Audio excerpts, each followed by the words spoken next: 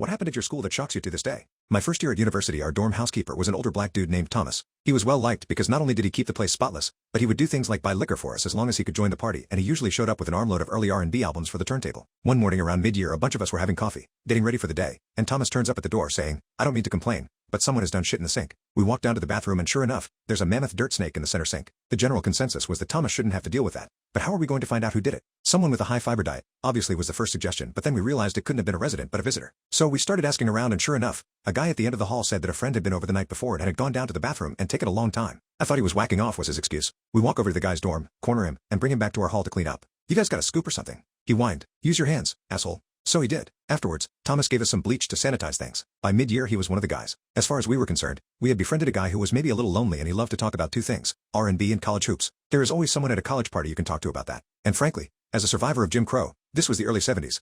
I think he loved to see all the black kids at the party hanging out and grooving to the music he brought. I happened to be talking to a couple of my old housemates this past weekend and this very story came up. Sadly, Thomas went on to the great dorm in the sky a couple years ago. We toasted his memory and hoped he was hanging out with the new students, drinking Jack Daniels and listening to James Brown.